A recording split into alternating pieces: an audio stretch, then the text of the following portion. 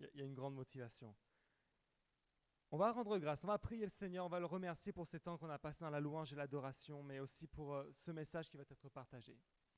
Seigneur, Père éternel, je désire te rendre grâce ce matin, Seigneur, pour ce temps que tu nous donnes dans ta présence, Seigneur. Merci pour chaque personne présente dans ce lieu, Seigneur. Je sais que ce rendez-vous est un rendez-vous divin, éternel, et que tu gardes toutes choses dans le creux de ta main, Seigneur. Merci parce que la parole qui va être partagée, Seigneur, va être une parole prêchée par toi-même, éternel Dieu. Que ça ne soit surtout pas la parole d'un homme, mais la parole de ton esprit, afin que celle-ci porte du fruit dans nos vies, Seigneur, et que nous puissions voir l'accomplissement de tes promesses que tu as données encore ce matin pour nos vies éternelles. Merci pour ton amour et ta présence. Dans le nom précieux de Jésus, nous avons prié. Amen et amen. Gloire à Dieu. Qui se réjouit un peu de ce temps d'été, de beau temps, de tout ce qu'il y a en ce moment? Moi, je suis content quand il fait beau. Amen. Mais on est content tout le temps, même quand il pleut. Mais vous savez quoi? Le titre du message de ce matin, on va parler des premières pluies. Amen. Eh oui, il fait beau, on va parler un peu de pluie. Et on va lire tout de suite dans Deutéronome, chapitre 11, versets 13 à 14. Deutéronome, chapitre 11, versets 13 à 14. Où il est dit: Si vous obéissez aux commandements que je vous prescris aujourd'hui, si vous aimez l'Éternel votre Dieu, et si vous le servez de tout votre cœur et de toute votre âme, je donnerai au moment voulu la pluie à votre pays, les premières et les dernières pluies. Et tu récolteras ton blé, ton vin nouveau et ton huile. Amen. Cette parole est une magnifique promesse, n'est-ce pas? Et je pense qu'on désire tous voir dans notre vie le fruit que Dieu nous promet que nous récolterons. Et avant de parler de fruits, il y a des petites étapes à passer. Regardez que on sait que de nos jours, lorsque quelqu'un tombe malade, on va voir un médecin, n'est-ce pas? Normalement. Et selon le type de problème que tu vas avoir un certain type de médecin. Si par exemple, c'est un problème peut-être de la tête, tu vas avoir le médecin concerné. Quand c'est un problème de telle chose, tu vas avoir les médecins concernés. Et lorsqu'il y a un problème dans ta vie spirituelle, tu dois aussi aller voir le spécialiste qui va faire que ta vie va être transformée. Amen. Et ce matin, on va chercher le bon spécialiste. Et pour ça, j'ai besoin d'un volontaire ou d'une volontaire. Ne vous battez pas. Non, c'est toujours les mêmes. Un autre volontaire ou une autre volontaire? Oui. Est-ce qu'on va désigner quelqu'un d'office? Ah, on a un volontaire. Est-ce qu'on va applaudir le volontaire? Waouh! C'est un volontaire qui a fait un long voyage en plus. Ça, c'est un spécialiste. Un vrai de vrai, ça rigole pas. Il a pris l'avion pour venir nous conseiller d'ailleurs. Et donc notre spécialiste, s'il peut juste prendre la tenue qui se trouve ici, parce que c'est notre médecin. Eh oui.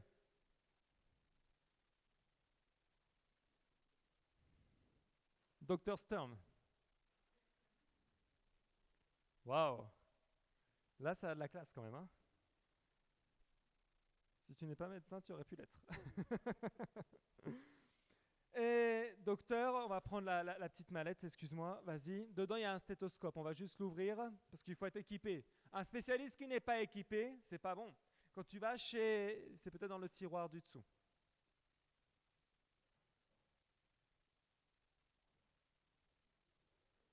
Ah, mais quand on a du bon matériel, on le protège bien. Voilà. Donc ça y est, il est équipé, notre médecin. Docteur, comment ça va? Ça va bien, merci. Merci Seigneur, wow. Donc après ce long voyage, il va nous enseigner quelques petites choses. Docteur, on a besoin de savoir quel spécialiste on va voir dans certains cas. Et je vais te poser des questions et tu vas devoir me donner le nom du médecin qu'on doit aller voir quand on a certains types de problèmes. Alors, tout d'abord, si on a un problème de cœur, quel spécialiste nous devons aller voir? On doit aller voir le cardiologue. Est-ce que vous êtes d'accord? C'est très bien. On va voir le cardiologue. Si on a un problème au niveau de la tête, quel spécialiste on doit aller voir? Le psychiatre. Pas, pas, pas de folie, on va dire au niveau du cerveau. Mais il n'a pas tort, ça marche aussi. Si tu as un problème dans ta tête psychologique, va voir un psychiatre. Non mais c'est un bon médecin parce qu'il voit même ce que je n'ai pas pensé, tu vois. Juste au niveau du cerveau. Le psychologue. Le neurologue. Neurologue, super. Voilà. Ensuite, on va aller un peu plus loin au niveau du corps parce que c'est un spécialiste qui est complet. Il a fait plusieurs spécialisations dans ses études de médecine. Il a bac plus 27. Et justement, c'est pour ça que j'essaie de découvrir avec lui qui on doit aller voir. Si c'est au niveau du pied, Dr Sturm, qui on doit aller voir? Le pied, c'est le podologue. Podologue, waouh! Si on était en train de jouer à qui veut gagner des millions, il serait bien loin là déjà. Si c'est au niveau de la peau, Le dermatologue. on est d'accord jusqu'à maintenant? Maintenant, on va aller voir un peu plus loin. Il y a une spécialité qui s'occupe de tout ce qui est au niveau de l'oreille, de la gorge. Et comment s'appelle ce spécialiste? L'ORL ou otorhinolaryngitologiste. Waouh! Otorhinolaryngologue, voilà comment on l'appelle. Bravo, docteur Sturm. Bac plus 27, hein. Franchement, waouh! Si c'est au niveau de la digestion, Au niveau de la digestion, là, c'est un... Waouh. Le gastro-entérologue. waouh! Non, parce que c'était son premier doctorat, c'est pour ça que ça remonte un peu à loin. Donc, Et pour finir, au niveau des os, qui on va voir? Au niveau des os. Non, l'ostéopathe, c'est pas ça. Le rhumatologue. Rhumatologue, on peut applaudir docteur Sturm. Vraiment, je suis impressionné, docteur, de voir comment tu sais aller chez quel spécialiste et au bon moment. Et si c'est un problème, une maladie spirituelle, tu penses qu'on devrait aller voir qui en particulier, docteur? Pour les maladies spirituelles, la seule personne, c'est Dieu. Alléluia. Un spécialiste. Mais ce spécialiste-là, il arrange tous les problèmes, n'est-ce pas, docteur? Tout à fait. Est-ce que tu as déjà eu besoin d'aller voir ce spécialiste? Je le vois tout le temps. Waouh! Mais pourquoi tout le temps? Est-ce que tu es malade tous les jours? Même si on n'est pas malade, il faut aller le voir. Parce que justement, il prévient des maladies. Waouh! On peut applaudir Dr Sturm une dernière fois. Vraiment, merci docteur. Waouh! Vous savez quoi? On en a appris beaucoup.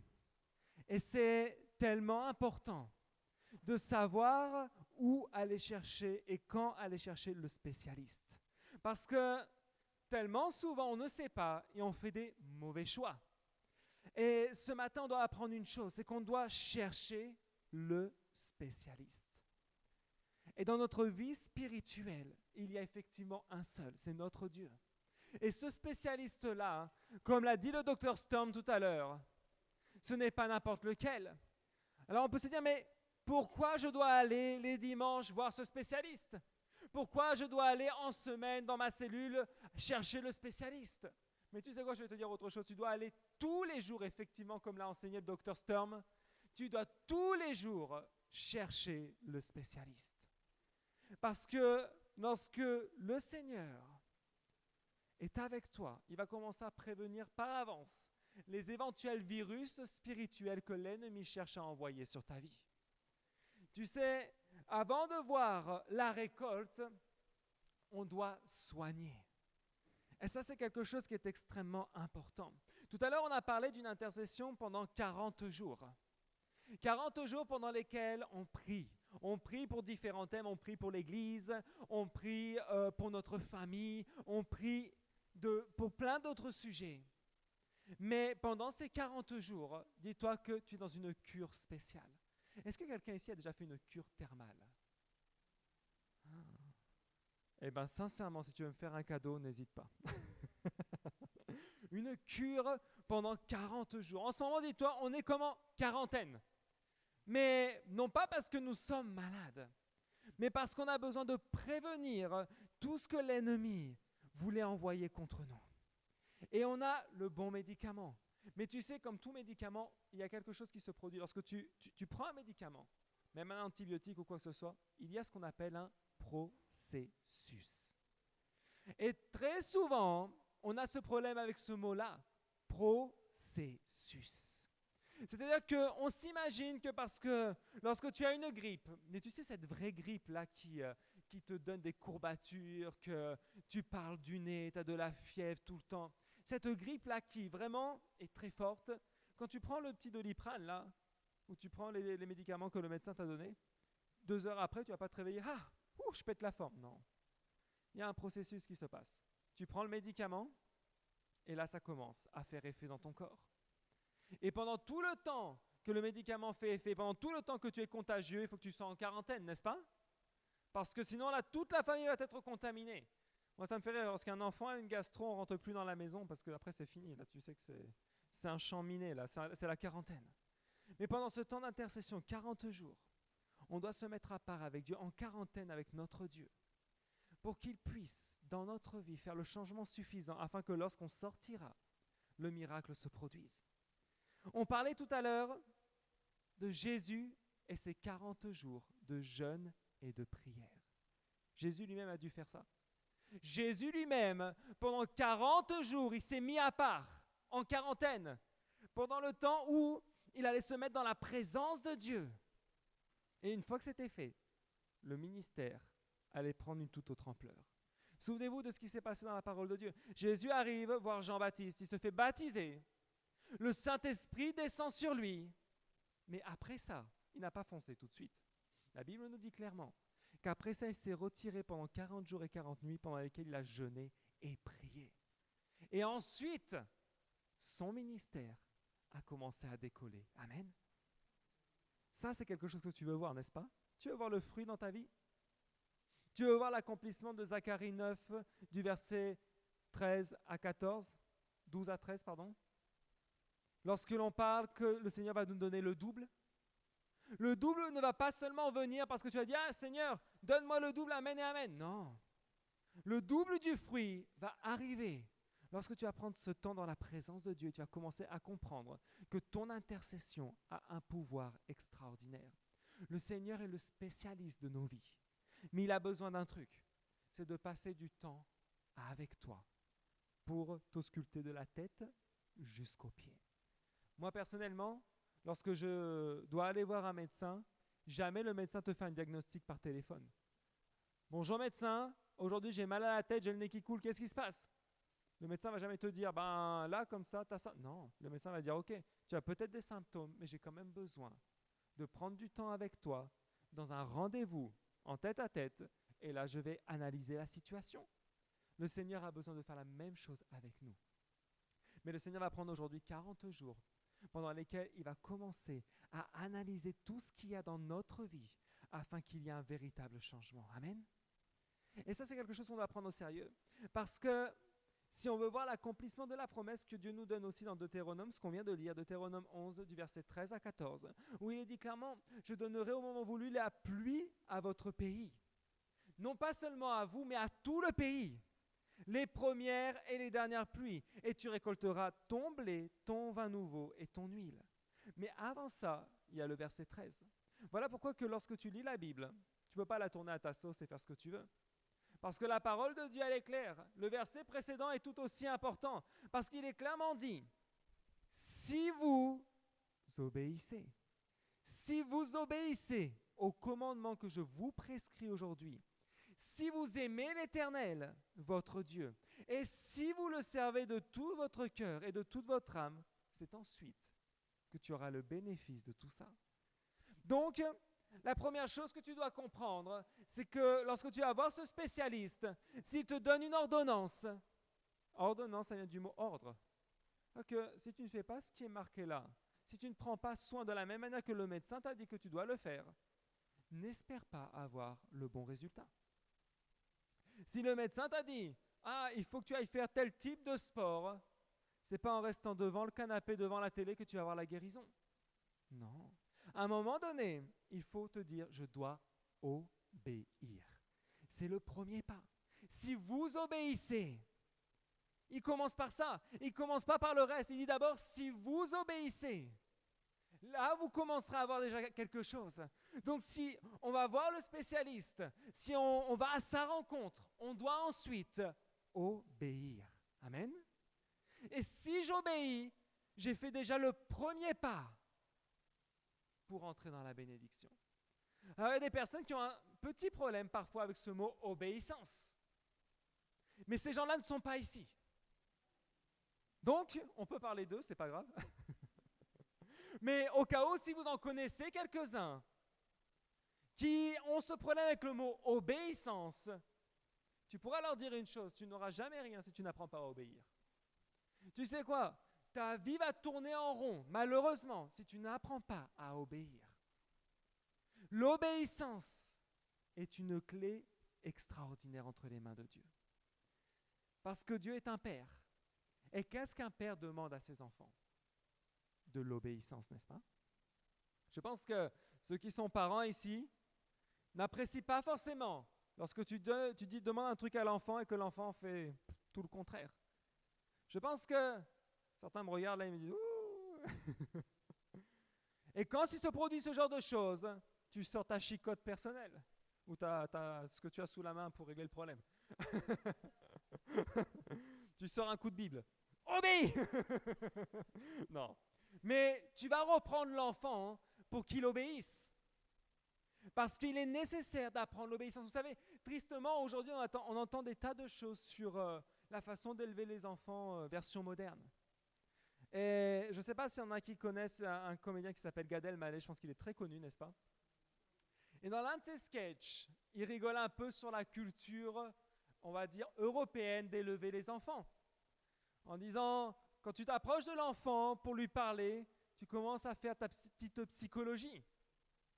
Et l'enfant le capte tout de suite, il n'en a rien à faire de ta psychologie, c'est lui-même qui te donne une leçon de psychologie à la fin. Parce que de psychologie en psychologie, ça ne sert à rien. À un moment donné, il faut mettre de l'autorité pour avoir aussi de l'obéissance. Amen. Et Dieu donne toute son autorité. Mais il a besoin d'enfants qui obéissent. Si tu ne sais pas te soumettre, tu ne peux pas entrer dans la bénédiction, c'est clair, ça commence par là. Et tristement, des gens vivent une vie dans la tristesse, l'amertume, la colère, tout ce que tu veux, tout simplement parce qu'ils ont eu un coup trop raide et ils n'ont pas su plier la tête et obéir. L'obéissance ne signifie pas que tu vas t'être méprisé, maltraité et insulté. L'obéissance signifie simplement que tu dois apprendre à baisser la tête devant l'autorité et comprendre que tu vas le faire parce que de toute façon, si c'est Dieu qui te le donne, déjà c'est pour ton bien. Si c'est ton autorité spirituelle, c'est toujours pour ton bien. Mais en plus de ça, même si c'est dans le monde du travail que ton chef te dit tu vas aujourd'hui pas faire ton travail, mais tu vas balayer le sol, celui qui te le dit, c'est celui qui te donne ton salaire.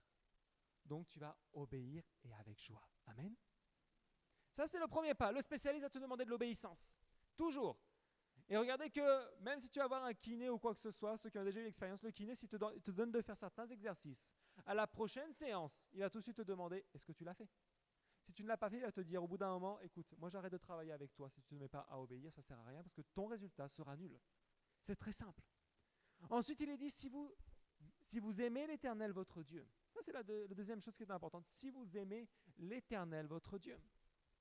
Parce qu'après l'obéissance, il faut aimer. Tu sais, quand les parents te disent de faire quelque chose, tu obéis. Mais tu dois les aimer aussi. Peu importe si ça te plaît ou non. Peu importe lorsque le chef te demande de faire quelque chose qui te semble pour toi ingrat ou méchant ou je ne sais quoi encore, mais apprends à aimer ce que tu vas faire. Parce que tu sais quoi, tristement, si tu n'apprends pas à aimer, ça va faire que ajouter à de l'amertume. Souvent quand je disais à mes petites nièces et que je les gardais, hier on était dans un mariage et on partageait quelque chose d'assez marrant avec elles, mais souvent quand je leur demandais de faire quelque chose, quand c'était moi qui les surveillais, je leur disais tu vas le faire et tu vas le faire avec le sourire en plus. Parce que c'est très désagréable quand tu demandes à quelqu'un de faire quelque chose et tu as l'impression que tu as demandé le ciel, je sais pas, enfin. Non, fais-le avec le sourire. Pourquoi le faire avec une tête de 6 pieds de long? Ça sert à rien. Fais-le avec le sourire, sois heureux un peu dans ta vie. Si on t'a demandé de faire quelque chose, ça veut dire qu'on veut aussi compter sur toi, n'est-ce pas? Parce que parfois on voit que le mauvais côté. Ah, j'obéis parce que je sais pas, je suis la brebis noire de je sais pas d'où. Non. Si on te demande de faire quelque chose, c'est qu'on se dit quelque part, je peux compter sur toi. Donc je te le demande à toi parce que je sais que tu es quelqu'un de fiable. Amen. Et donc tu peux le faire avec le sourire. Que ça soit balayer, que ça soit faire quelque chose qui soit plus gratifiant, peu importe à tes yeux, ça veut dire qu'on peut compter sur toi. Donc fais-le avec le sourire.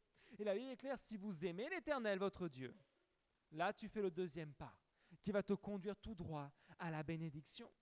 Donc, ton spécialiste là, lorsqu'il va te dire fais tel ou tel exercice, tu sais, je sais qu'ici vous aimez tous le sport. C'est bien. Vous aimez tous le sport. Il n'y en a pas un ici qui n'aime pas le sport. Vous êtes tous des grands sportifs parce que vous êtes des personnes actives, n'est-ce pas? Regarde que quand tu fais le sport et que tu as un coach qui est derrière toi et que tu sais, te fait bien souffrir ce coach-là, ça brûle, tous tes membres brûlent et tout ça, mais qui te dit allez, encore une autre, et que tu le suis, waouh! À la fin, tu sais, tu ressors de ce truc-là, tu es heureux. Tu ne sais même pas pourquoi. Le gars est à la limite frappé, mais tu es heureux de souffrir. Parce que tu te dis, waouh, ça a apporté du fruit. Que lorsque Dieu te demande quelque chose, sois heureux. Sois heureux. Sois heureux de souffrir un peu pour le Seigneur. Tu sais quoi? Jésus, il a bien plus souffert que tu ne souffriras jamais dans ta vie. Parce que Jésus, il a payé le prix complet. Jésus, il a décidé de tout donner. Et il l'a fait à fond. Il l'a fait à fond. Il n'a rien laissé de côté. Et je vais te dire une chose. En ce moment, on est dans ces 40 jours, effectivement. Et le nombre d'intercesseurs est très important. La parole de Dieu nous dit que lorsque Abraham a parlé aux anges qui allaient détruire Sodome et Gomorrhe, il a commencé un petit peu à négocier. Et la Bible nous explique qu'Abraham a donné un certain nombre de justes devant les anges en lui disant, s'il y a tant de justes, est-ce que tu épargnes la ville? Oui, s'il y a tant de justes, j'épargne. Mais au cas où, s'il y en a un petit peu moins, est-ce que tu le fais aussi? Oui, ok, je le fais aussi. Et Abraham, il négociait, il rabaissait le nombre de justes, jusqu'à en avoir que 10. Il a dit, s'il y a 10 justes, est-ce que tu épargnes le jugement sur la ville? S'il y a 10 justes, j'épargne le jugement sur la ville. Bon, malheureusement, il n'y avait même pas 10 justes, imaginez ça un peu. Non mais c'est grave, hein, parce que Sodome et Gomorrhe, ce n'était pas le village de 300 habitants, hein. C'était une ville. Il y avait beaucoup de gens, des milliers de personnes, même pas 10 personnes justes qui priaient pour cette ville, qui vivaient dans le péché, qui vivaient dans l'immoralité, où on voyait tout type de choses horribles. Même pas 10 justes. La bonne nouvelle, c'est que ce matin, on est beaucoup plus que 10. Et ça veut aussi dire une chose, si on se met à prier, la circonstance peut et va changer. Amen. Ça, c'est le spécialiste qui nous l'enseigne. Il te dit ce matin, si on est tous en train d'intercéder pendant ces 40 jours en tant qu'Église, la situation va changer. Tu sais, le gros problème, le gros virus qui touche l'Église, c'est le nombre d'intercesseurs qui est trop faible. Le nombre de personnes qui est trop peu engagées dans la prière. Tu sais, ce n'est pas normal. En réalité, si on réfléchit un instant, ça c'est pas normal que la prière qui est l'arme la plus puissante et qui produit le plus de fruits, la réunion de prière c'est la plus vite de toutes. Et on se demande toujours, oh mais pourquoi je ne vois pas de miracle dans ma vie? Oh, pourquoi ça ne marche pas? Pourquoi lorsque je fais quelque chose il n'y a pas de fruits? Au moment du combat, tu étais où? Tu sais, lorsque l'armée d'Israël partait au combat, c'est eux qui avaient le butin. Ceux qui étaient là, tranquilles, à se tourner les pouces, les gars, vous regardez les autres réussir. Hein? Mais c'est comme ça. Souvent, on se demande, j'ai partagé ça hier au séminaire de femmes, je me dis, souvent, on regarde le succès des gens. On dit, waouh, la vie qu'il a menée, la réussite qu'il a, sa belle maison, sa belle voiture, sa femme, ses enfants, waouh, quelle famille magnifique. Sauf que tu ne sais pas quel prix il a dû payer pour arriver jusque-là. Combien de temps il a mis ses genoux par terre pour dire, Seigneur, aie pitié de moi. Pour dire, Seigneur, je ne réussis à rien pendant des mois et des années. Aie pitié de moi. Et là, Dieu, effectivement, il a toujours pitié. Merci Seigneur, parce que c'est un très bon spécialiste. Et là, le fruit commence à arriver. Mais combien de temps la personne a dû rester à genoux pour voir du fruit dans sa vie? Souvent, on admire le succès des gens, mais on ne veut pas payer le même prix qu'eux. Le problème, c'est que ça ne marche pas comme ça. On doit apprendre à payer le prix dans tous les domaines de notre vie. Et si tu plies tes genoux devant le Seigneur, crois une chose, si tu es un intercesseur, la situation va changer. Donc mon premier point, c'était de chercher le spécialiste. Et le deuxième, C'était une action constante. Une action qui est constante. Vous savez, hier, Carolina m'a partagé quelque chose qui m'a carrément ouvert les yeux. C'était l'histoire de la pêche miraculeuse. Pourtant, je la connais, je l'ai lue, relue, je connais par cœur cette histoire. Et dans cette histoire de la pêche miraculeuse, il y avait Pierre dans une barque en train de pêcher. Et la Bible nous dit que ça a duré toute la nuit. Toute la nuit, ils essayaient de pêcher. Et franchement, pas de bol parce que leur pêche était complètement nulle. Ils n'ont rien pêché. Aucun fruit. 0 fruit. Et là, il y a Jésus qui arrive de loin et qui leur dit « Relance le filet, à ta droite. » Et là, je me mets à la place des pêcheurs et effectivement de Pierre en se disant « Mais enfin, on a fait ça toute la nuit, hein, à droite, à gauche, arrière, avant. » Mais là, il s'est dit « Ok, c'est sur ta parole, je vais obéir. » Avec le sourire. Et je vais relancer mon filet. Et à ce moment-là, le fruit est arrivé. Le fruit est arrivé. Mais je me suis dit, quand elle m'a partagé ces quelques versets, je me suis dit, Seigneur, peut-être certains ici se sont dit, j'ai invité, et rien ne s'est produit. J'ai invité, et rien ne s'est produit.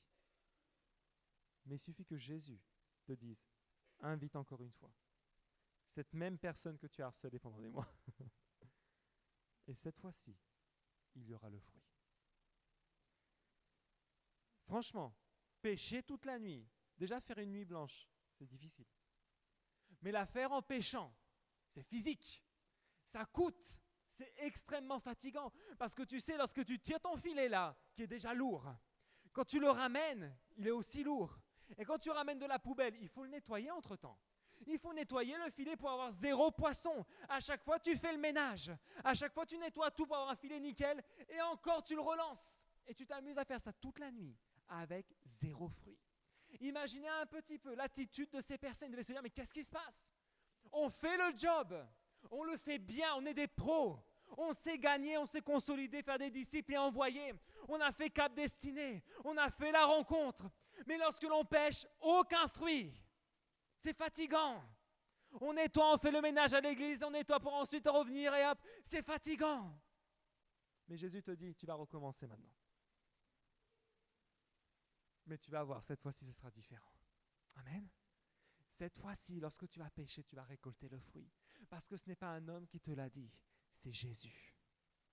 Et tu sais quoi, lorsque tu vas pêcher, tu vas réclamer cette parole de Jésus qui dit, maintenant tu vas relancer ton filet à droite. Et tu vas pêcher en abondance. Parce que ce qu'ils ont pêché à la suite, ce n'était pas 3 poissons, ce n'était pas 10 poissons, mais c'était tellement de poissons que les filets étaient pleins et presque en train de craquer. Mais tu sais quoi? Dieu nous a préparés à ça. Nos filets ne vont pas craquer, amen? Nos filets ne vont pas craquer. On est prêt à recevoir la multiplication. Tu sais pourquoi? Parce que dans ce lieu, il y a des hommes et des femmes qui sont disposés à prêcher l'évangile. Amen? Quand tu es disposé à prêcher l'évangile, tu ne perds pas les poissons dans ton filet. Et c'est le temps d'agir. Ces 40 jours sont qu'une préparation, je peux te dire, pour la suite qui va se produire dans cette église. Mais le Seigneur a besoin d'intercesseurs. Et le nombre d'intercesseurs va être nécessaire pour la multitude qui va arriver ensuite. Donc une action qui doit être constante. On doit être diligent dans cette action. Être diligent. Ça, c'est quelque chose d'important parce que si tu n'es pas diligent, c'est que tu ne fais pas les choses avec le sourire efficacement. On doit apprendre à être efficace. Ensuite, on doit apprendre à semer la semence avec les 7 versements chaque jour. Vous savez, on vous a envoyé des SMS avec les versements de Jésus au quotidien. Chaque jour, quand tu commences à semer, tu dois arroser cette graine avec le meilleur. Mettre le meilleur engrais. Je ne sais pas s'il y a des gens qui ont la main verte ici. Et parfois, j'ai un peu de mal avec la main verte, moi, personnellement. Mais il faut bien préparer la terre, il faut bien arroser. Quand j'achète une plante, moi, je suis obligé de lire le mode d'emploi parce que je ne sais pas trop comment ça marche. Et ils te disent de l'arroser une fois par semaine, de la mettre un peu au soleil, de l'enlever. Et il faut arriver à faire ça. Mais dans le monde spirituel, il faut faire la même chose. Il faut arroser, il faut mettre de l'engrais, mais avec le meilleur engrais.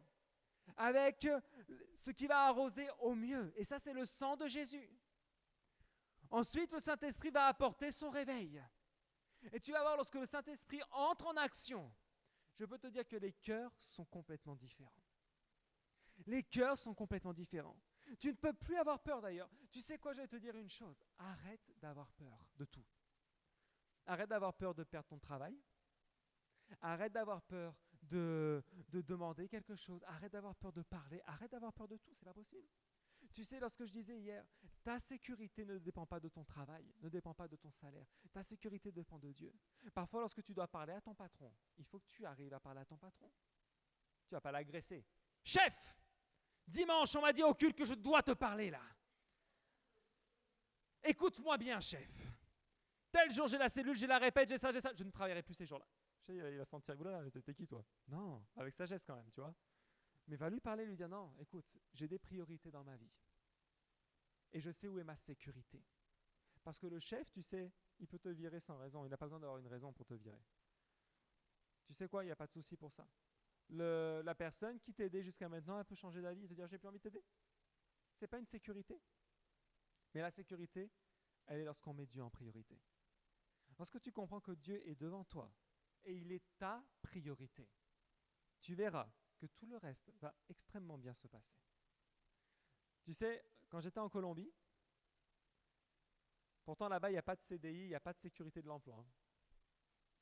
Et c'est vrai que je n'étais pas du genre à accepter l'abus dans l'emploi. Parce que là-bas, comme il n'y a pas de sécurité, beaucoup de gens sont prêts à accepter tout et n'importe quoi. Même des choses très injustes. Parce qu'ils ont peur de perdre leur seule source de revenus. Moi, c'était aussi ma seule source de revenus quand je vivais là-bas. Mais à aucun moment, j'ai accepté l'injustice. Pour moi, il y avait des priorités. Je savais quel jour j'avais l'intercession, quel jour j'avais la cellule et quel jour j'avais mon culte. Et je peux t'assurer que lorsque les chefs avaient envie de changer d'avis sur leurs horaires, j'allais tout de suite les voir et je leur disais, c'est hors de question. Ils en ont viré beaucoup d'autres, mais ils ne m'ont jamais mis dehors. Mais j'ai jamais eu peur de parler. J'avais pas de sécurité. Ils pouvaient me dire, vous savez qu'il y a des personnes qui avaient le même contrat que moi, étrangers. Ils ont repayé le billet d'avion et sont repartis chez eux. Ils les ont mis dehors. Très simple. Mais à aucun moment ils l'ont fait avec moi. Pourquoi? Parce que je savais que mon Dieu était bien une plus grande autorité que ces chefs-là. Il n'y a pas de raison d'avoir peur. Il n'y a pas de raison de craindre le lendemain. Lorsque tu mets Dieu en face de toi et qu'il marche devant toi, tu iras de victoire en victoire. Et même si le chef veut te mettre dehors, c'est parce que Dieu a prévu un meilleur emploi avec un meilleur salaire et avec de meilleurs horaires pour ta vie. Amen. Il ne faut pas avoir peur. Se déterminer à consacrer ton foyer. Tu sais quoi, dans cette action constante, tu vas te déterminer à faire que toi et ta maison, vous allez servir l'Éternel. En famille. En famille, qui a dit que Dieu séparait les familles? Dieu unit les familles. Et ce que Dieu a uni, l'homme ne peut pas le désunir. Amen. Ça, c'est une chose qui est importante.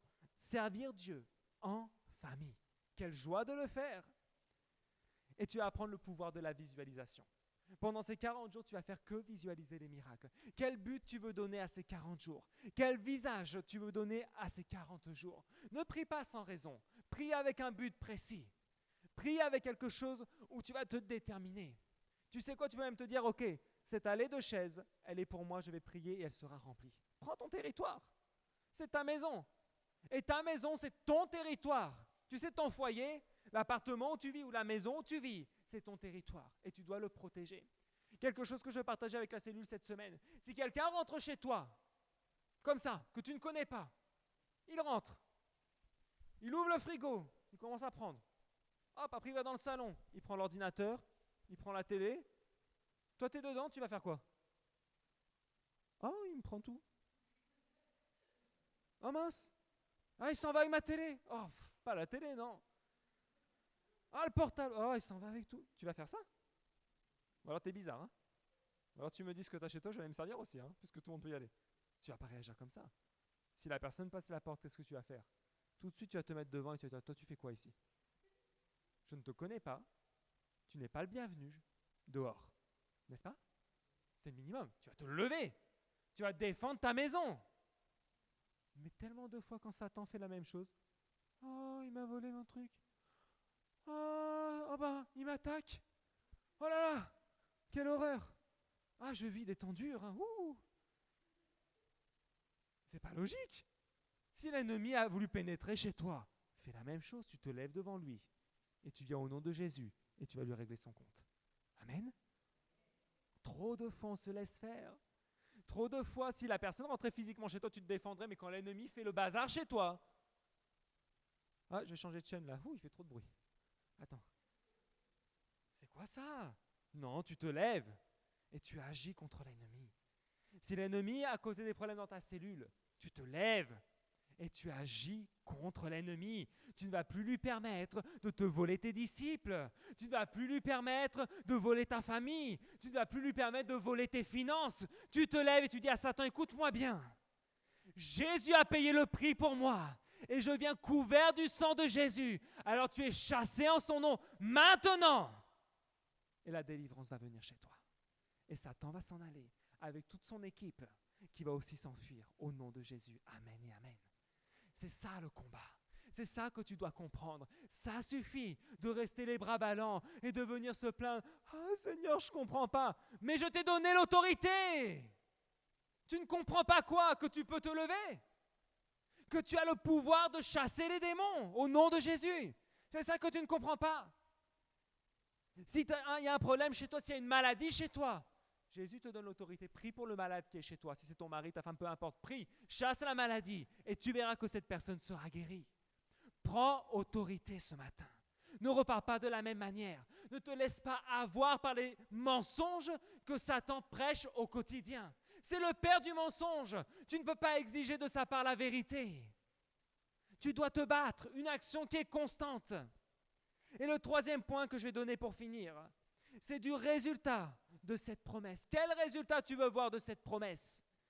Il est dit clairement, donc, quand on a lu, donc si tu obéis, si tu aimes ton Dieu, si tu le sers de tout ton cœur et de toute ton âme, alors tu vas récolter le blé, le vin nouveau et l'huile. Tout ce que tu as besoin pour ta maison. Tout ce que tu as besoin pour ton ministère. Alors quel résultat tu veux donner à ces 40 jours? Est-ce que tu veux encore que ça soit 40 jours de plus dans l'année? Oh ouais, il faut prier, amen, alléluia, et c'est tout. Et arriver le 13 juillet, on a prié 40 jours, mais rien ne s'est produit? Ou est-ce que tu as envie de te dire non, le 13 juillet, le 14 en plus c'est la fête nationale. Pour la nation, c'est important. Parce que spirituellement c'est une marque. Est-ce que tu vas voir la fête à la fin de ces 40 jours et dire ouais Seigneur, là on a conquis plus que jamais on l'a fait auparavant. Parce que ces 40 jours étaient efficaces, parce que les intercesseurs se sont levés, parce qu'ils n'ont pas eu peur de dire oui, c'est clair, je travaille, je suis fatigué, mais pour mon Dieu, je me relève. Moi, j'aimerais pas que Jésus me dise je suis fatigué. Fatigué de toi, de ton comportement, fatigué parce que tu es paresseux. Je ne voudrais pas que Jésus me dise ça, parce que tu sais quoi? Je vais te dire une chose, au ciel, j'aimerais pas avoir une mauvaise surprise et je pense que toi non plus. Il ne faut pas oublier qui est notre Dieu. Un Dieu qui est juste, un Dieu qui est droit et un Dieu qui nous demande des choses qui sont très claires. Obéir, aimer et servir. Mais d'une manière nickel, d'une manière correcte. Et crois une chose, c'est que ce qui est certain, c'est que si tu ne le fais pas de cette manière, tu n'auras pas la promesse de cette manière. Ce n'est pas possible. Donc alors, il faut apprendre à se lever, apprendre à surpasser les difficultés du quotidien et à avancer. Tu sais réellement, je vais te dire, ceux qui sont parents ici, même ceux qui sont mariés, savent très bien que même si tu es fatigué, quand tu rentres à la maison, l'enfant il est là. Et tu ne peux pas dire à l'enfant, non ce soir on ne mangera pas, là je suis crevé.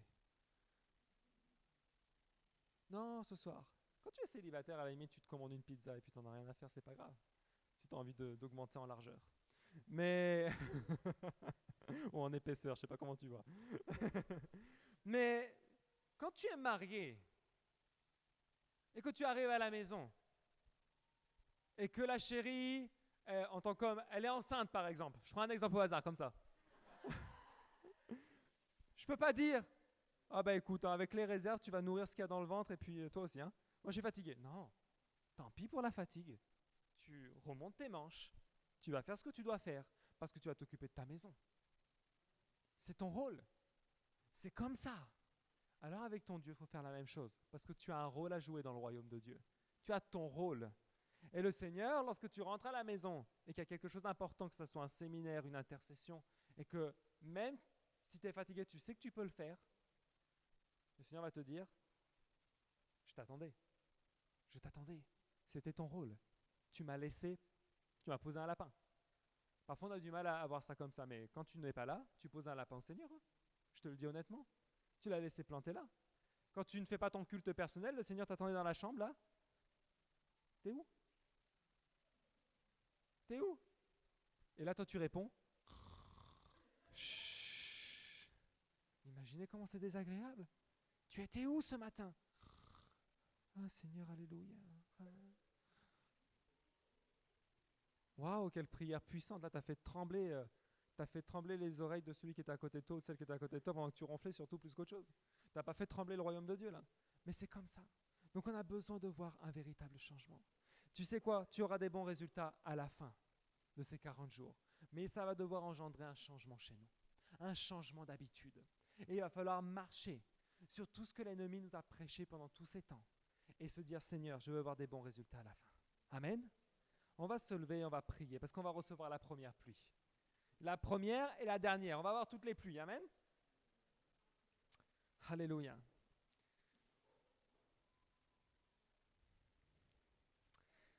Seigneur, vraiment ce matin, on veut te rendre grâce, Dieu Tout-Puissant. On veut te remercier, Seigneur, parce que je crois qu'aujourd'hui, nous sommes allés voir le bon spécialiste. Et c'est toi, Seigneur. Seigneur, tu es le spécialiste qui va changer notre vie. Dieu Tout-Puissant, ce matin, avant toute chose, nous voulons te demander pardon, Seigneur.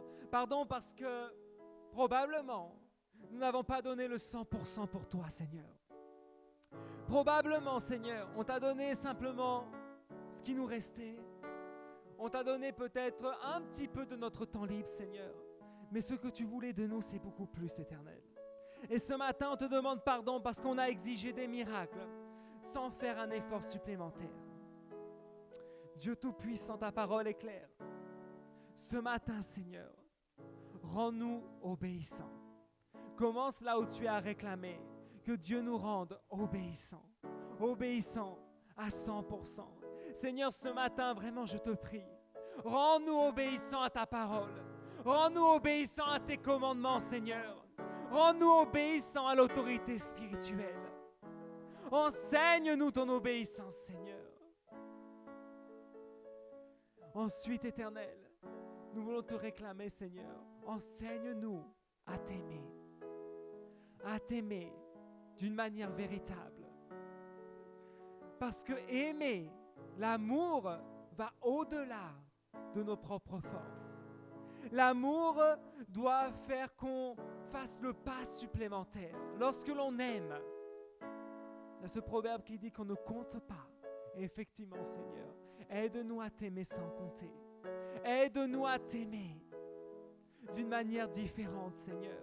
Ce matin, nous voulons rentrer dans cet amour véritable pour notre Dieu. Un amour complet, un amour total, un amour, Seigneur, qui bouleverse les circonstances. Ce matin, Seigneur, fais de nous tes bons serviteurs également, Seigneur.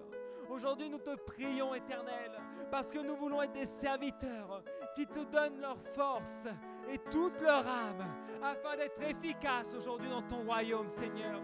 Seigneur, nous croyons que ce matin, tu vas apporter sur notre vie la première pluie aujourd'hui, Seigneur. Réclame devant le Seigneur la première pluie de bénédiction. Réclame véritablement qu'il agisse dans ta vie, qu'il change ton être et que cette pluie tombe sur toi aujourd'hui dans le nom de Jésus. Oh Seigneur, Jésus agit.